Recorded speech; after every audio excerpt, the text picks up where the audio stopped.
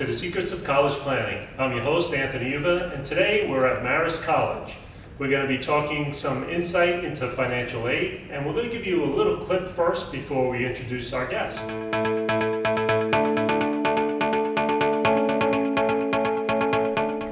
Welcome to Marist College, a liberal arts college bridging the traditions of the past with the tools of the future. Drawing inspiration from the historical, cultural, and artistic heritage of the Hudson River Valley, and supported by a unique partnership with its neighbor, IBM, Marist College holds fast to the timeless values of its rich heritage, while embracing advanced technology in the service of education. A century ago, the Marist brothers came to the Hudson River Valley to train young men to continue the brothers' vocation as great educators. The Marist Order was founded on the principles of higher human values, dedication to service, and excellence in education. Today, Marist is a private, independent college, but the ideals instilled by the Marist brothers nearly a century ago remain a central part of the college's mission. Student clubs are required to provide community services, and the college continues to emphasize the role of helping others as an integral part of the liberal arts experience. The Marist faculty challenges students to examine the ethical implications of the issues they analyze and encourage them to explore ways in which academic excellence may be enhanced by information and communications technology. Recognized among an elite group of colleges that promote leadership and character development, and with a national reputation for excellence in the use of technology in the classroom, Marist College produces graduates who are ethically aware, culturally connected, and technologically prepared for immediate and long-term success in the rapidly changing environment of the 21st century. So our guest today is Scott Khare. He's the Associate Director for Financial Aid, and welcome to the show. Thank you very much for having me. Yeah, no problem. So usually I start my guests where they went to college. So where'd you go to school? Great question. So I actually, my undergrad, I attended Marist College here in Hudson Valley. I studied liberal arts. I was a communications major, and I was very, very fortunate to come back a few years later, and I received my master's in public administration here at Marist College as well. Wow, fantastic. So now let's just go back in time before we get into where you are today. How did you end up picking Marist College? That's a great question. So many different reasons that students and families look at schools and college universities. I was actually a recruited student athlete, so I had that added attraction coming out of high school. I played a sport, which really kind of directed my search a little bit. Obviously, there were coaches that were actively recruiting, so that kind of narrowed down my list a little bit of the schools that I was looking at.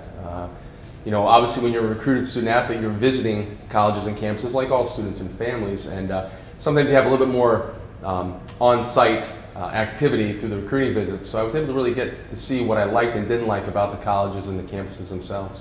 Great, fantastic. So now, how does one go from graduating from Marist College to Associate Director of Financial Aid? That's another great question as well. So the journey for me as I finished my undergraduate here after 4 years went a couple of different career paths. Most or all of them in higher ed. I started out as a college football coach. I went to a few other colleges and universities for about 6 years coaching college football, which was a lot of fun. It was exciting to be working in higher ed. I did a lot of recruiting for the college, as you can imagine, recruiting student athletes to come to our school to play the sport. So that kind of gave me the experience of really meeting students and families, and it was very, very exciting because it kind of reminded me a little bit of how I chose my school, and the process for me was very similar. After that experience, I decided that I didn't necessarily want to move around as much. There was starting to be more movement. I would have to pick up and go every so many years per se. So I decided that I wanted to settle down. I came back to the Hudson Valley, really wanted to get my master's degree. Oddly enough, talking about affordability and college costs, I didn't want to have to pay for a master's degree. So I looked in the Hudson Valley. We have several schools here, and I was able to obtain employment here at Marist College in the financial aid office. And my goal was to obtain my master's degree and then maybe go on and do something else. After I got my master's degree, I stayed in financial aid, and then I had an opportunity here at Marist to go to the athletic department, be an assistant director of athletics for about 5 years, which was exciting. Again, going back to my journey, my history, and kind of giving back a little bit to the athletic department. So very, very exciting. And then there was an opportunity to come back to Marist College in a different role after that in the Student Financial Services Office in the position I hold now in financial aid.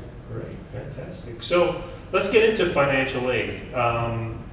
What exactly do the people do when they come into financial aid as parents? What kind of questions do you get? We get several. As you can imagine, for a lot of students and families, sometimes it's the first student ever going through this process. Sometimes it's a second or third sibling going through the process. So, oddly enough, sometimes the families, when they come in, the questions can vary. Maybe they have a lot of experience with the process. So they're very unique, specific questions, maybe to our college or the process itself because of all that previous experience. And then the other side of it is the first time going through. So the questions can range very simply to, what do I do? What forms do I fill out? How can I better myself? And the fact that families are asking questions, that's usually half the battle right there, is that they're looking for information that's going to better them in the process. Yeah, so now when families come to Marist, are they usually looking for some type of financial assistance? I would say the answer is yes. I think they're trying to figure out early on maybe what school or university they think they're going to be able to afford or connect that, the gap maybe between what they can give and what the financial aid package is offering. And I think that's what they're trying to do when they come into our office. A lot of times it's through the admissions process is really that first step on a college campus, and then there's that applying and acceptance process. We find that we don't probably get a large population ahead of that. We do get some, which is great. They're being proactive. A lot of times it's going to be maybe after they've applied or been accepted that we start to really get that flow of students and families coming in. Interesting. So do students that get maybe into other extracurricular activities, do they get any more monies at the school? Is there something like that? Another great question. So very similar from my experience using the student athlete, for example. But also I could say theater or music. Students are going to have certain things that they're bringing with them that they've been doing throughout their high school career, and they're merit-based. So a lot of times, like at Marist College, schools will essentially reward with a merit-based scholarship for extracurricular activities that the student may do. And it ranges, it's all over the map, as I said. You could be a music major, a theater major, you could be going into an ROTC program, you could be a student athlete. So when we talk about merit and what schools may be willing to award something initially in that financial aid offering, it's quite endless.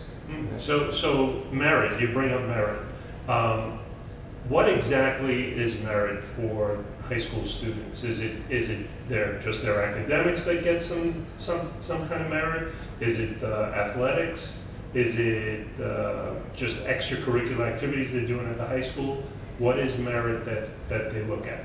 It's all of those, to answer the question quickly. But when a student applies to a college and in their application process, they're basically looking to showcase themselves, who they are, and why they feel they're going to be that much of an asset to that particular college or school.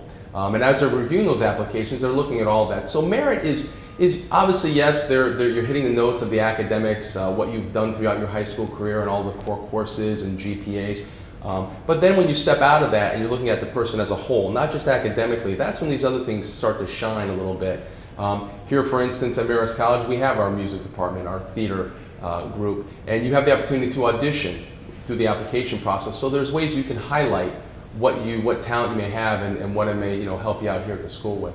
Now, do some parents, they always come up to me and they'll ask me things like, every school is expensive these days, how could you get the money at the school? And then what happens when you're at the school? So do parents come back again and again, year after year, saying, Scott, what do we do? How does it work? How do I get more money? Is there anything like that happens? Yeah, absolutely. I think when you look at an admissions process, as we're accepting students into that freshman class, there's the experience of working with the students and families then. In what we do in student financial services, the exciting part I always like to say is we get to work with students and families for all 4 years. So again, there's a process. Things will change for students and families. We're very much committed, like all schools are, to their students and wanting to see them succeed and graduate. So all 4 years that things are going on, they're filling out forms, there are changes. So the financial aid process, sometimes that aid package can change from year to year for different reasons. And a lot of families will just reach out and ask questions, and sometimes they're not knowing that they can. We always want to recommend that you can. That's great. Now, every year, can they come back every year and they ask you for more? Is that how it works? For some, I mean, I guess there's definitely that experience that students and families feel that they want to come back every single year and ask. There's a lot of ways that we assist students and families when they're in that process. Sometimes it's not just about trying to get more of a merit scholarship award or maybe a grant, like a need-based, based on maybe a change of circumstances. Sometimes there's a reality of why they may be asking us, and we want to make sure we're looking at those cases as they're very, very important. But sometimes it may just be simply redirecting a student or family to apply to an endowed private scholarship. So there's a lot of resources at an institution which you can direct students year to year. But I find that maybe not every year, but there are some. Now, how many students are usually coming into Marist every year? Is it a pretty big school? I would say our freshman class is usually around 11 to 1,200 students. And I would say we're just below about 5,000 as far as our undergraduate population. So it's a good amount of students when you start adding up the numbers of the potential students and families that may walk through our office for assistance. Great. And we're in beautiful Marist College today. Give us a sense of what the environment is here. Marist College has like many schools, we have a lot of great things going for us. The location of our campus here in Hudson Valley is obviously, as students step on our campus, I think they immediately fall in love with what they see from the river, the architecture, and then I think we back it up with a lot of other things. Obviously, strong academic programs and the experience a student can have on our campus. Proximity to New York City and up north to the state capital, Albany. And a lot of other rich history here in our backyard. So I think we're able to take our location and then match that obviously with what we can provide to them in their 4-year experience that really sets them up later on in life. And I think that's our selling point. There's lots of other things that are here, whether it's our Marist student abroad program or where they can go overseas and study and gain that experience as well. So there's a lot of little things, but those are probably the larger pieces that connect. And the businesses here as well. I'm assuming there's a lot of business up here where the kids end up graduating and going there. Absolutely. One of the larger ones for many years, IBM right down the road. But when you're this close to such a large metropolitan area like New York City, simple train ride down the way, I think where students really benefit from that is not so much even that at the end of the 4 years, maybe obtaining employment in a field that they really want to do, but having the opportunity for internships and sometimes even paid internships. And so there is a lot of industry and business in the Hudson Valley or simply going down to New York City. So the opportunity is there. And the school is very big in fashion as well. Is that correct? Absolutely. So what exactly do they get out of the fashion program here?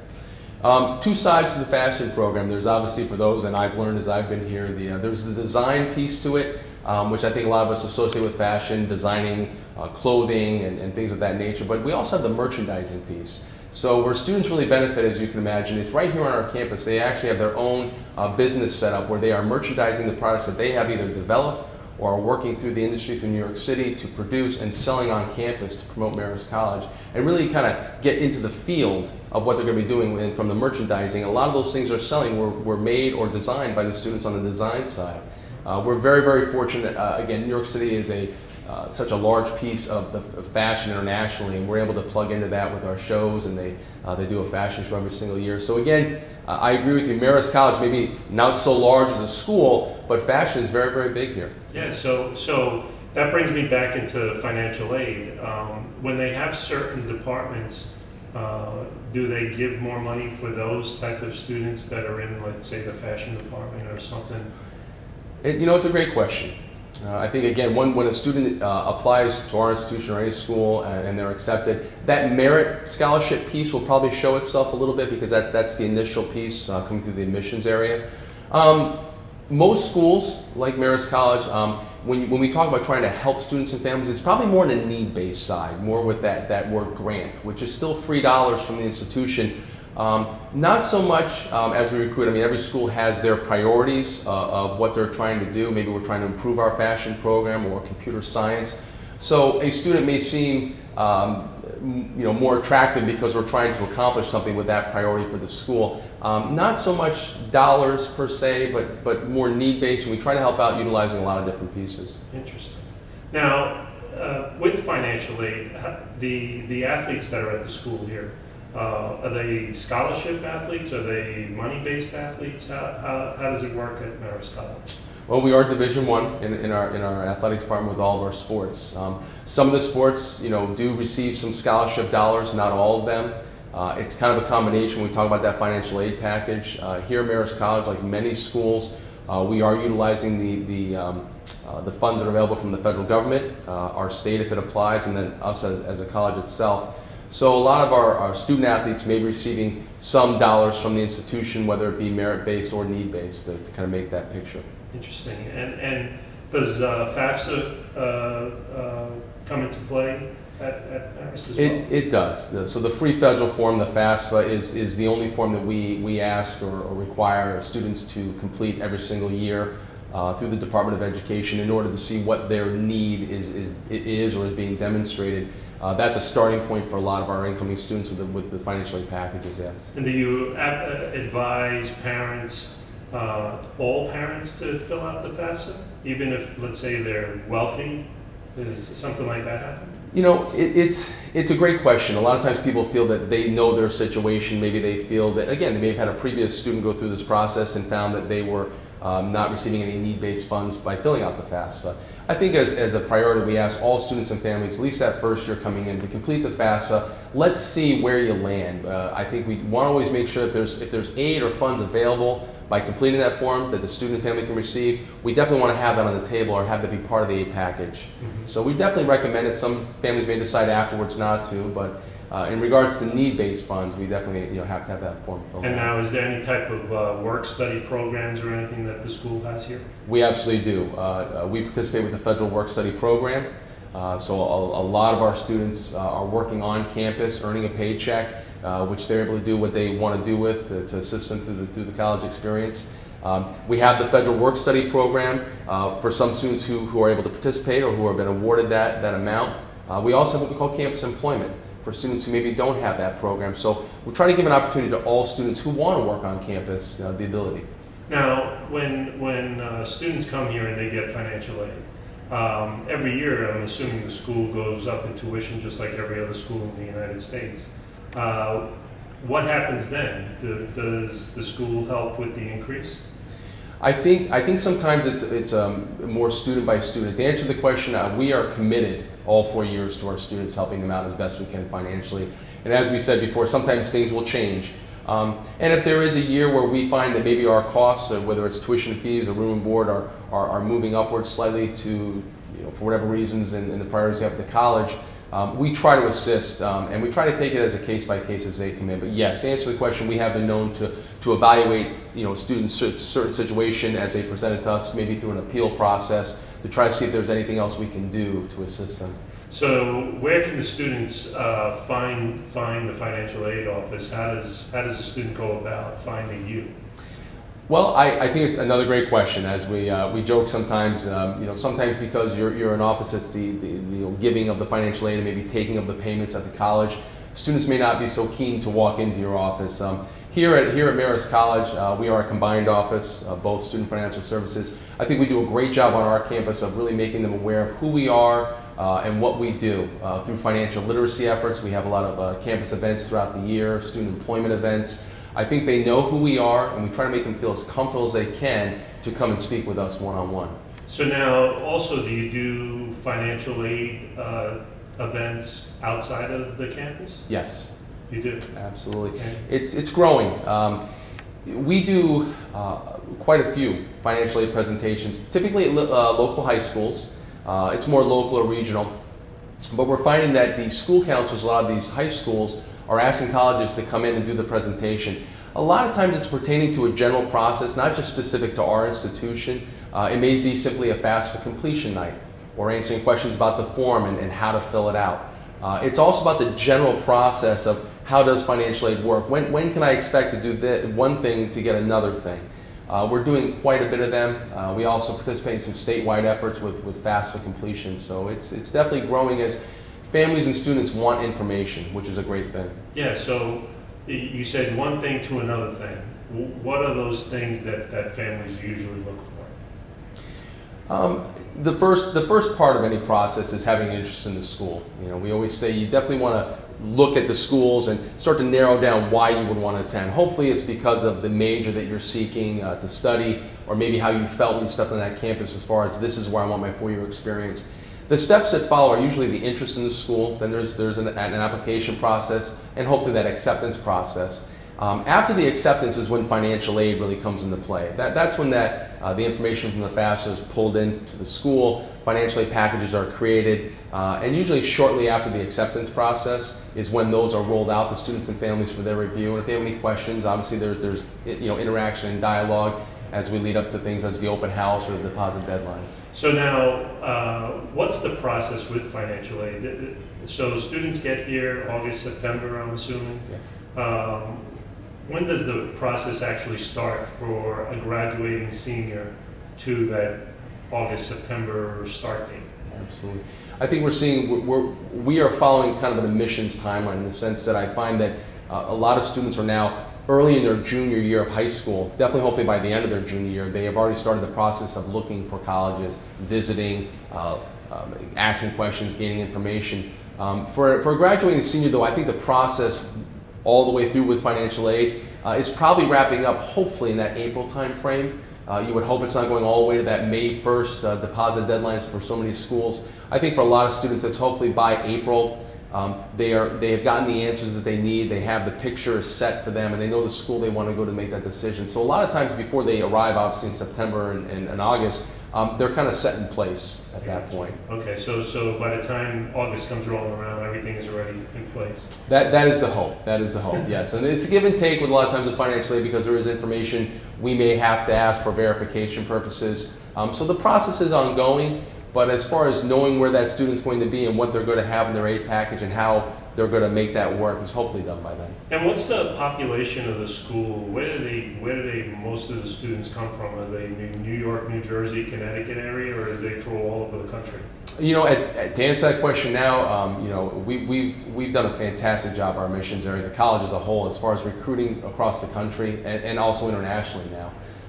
I would say there was a time when New York State was the bread and butter of Marist College or the tri-state area, but we bring students in from all over the country, from Hawaii and California to Florida, and then obviously in our backyard as well here too. Yeah, that's fantastic. So the students that are here, where are they actively working at? What are they actively picking up as a major?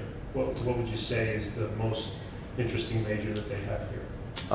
It's another great question. So as we can imagine in society today right now, anything related to computer science is booming right now. So we find that a lot of our computer science majors, whether it's maybe the software development, maybe gaming, we find that that's been a major that has seen some great growth here, and I think we're going to continue to see great growth. And then you move into some of the hardcore sciences, the biology majors. We just started our physician's assistants program here at Marist College, and we have a few more things coming down the line in that science area, but that's another big piece. And then I think you have some mainstays, and Marist College has always been known for. Our communications area has always been very, very big, very large, very successful because of our proximity to New York City, and some of our graduates have gone into the field. So just to name a few. And do you actively go out, does the financial aid office actively go out to high schools and talk at the high schools? You know, another great question. Beyond the financial aid presentations that we may be doing in the area, we do a great job with our admissions area. I know in the last few years, definitely, we will attend events for maybe accepted students, maybe not, but we are now involved in those admissions events where we're there to answer questions, maybe not do so much of a presentation, but we're introduced, we're part of the presentation, and we're there to help them, better see the bigger picture. But absolutely. Great. So what's the future of Marist College? What do you see as upcoming things that Marist College is looking at? Again, several things. We are looking to, we will be starting our first doctorate program, which will start in January of 2018, which will be a doctorate in physical therapy. That's a big, huge step for our institution, obviously, to enter that world. We're very, very excited. Mentioned before, fashion continues to grow, and it's so popular in the community. and in the international community, that gives us a great name. We continue to strive. As you can see, we're building on campus right now to provide a lot of things for our students, whether it be just better housing or committed housing for all 4 years, and along with that, a lot of other great things. But we feel the future is pretty bright for us. Yeah, that's fantastic. So, being at Marist for quite a while now, from a student all the way through, what do you see as a, let's say, a secret to financial aid? What do you see as the secret sauce for the school? I think that big word right now is affordability. And I think when students are looking at colleges, sometimes they fall in love with the school for many different reasons. But affordability comes back around many times. I think what we're doing a very, very good job with in student financial services, and again, we fall under enrollment, so we're with admissions in the same division. I think we do about as good a job as anybody as far as making the financial aid packages as best as they possibly can be. Everyone has different need. Everyone demonstrates different need year to year. I think what we do is we make Marist College affordable. And I think that's been a mainstay here, and I think when students and families look at our institution and maybe they see the cost or the price of attendance that's going to happen, I think they're usually very much amazed and satisfied with what they're going to receive. That's great.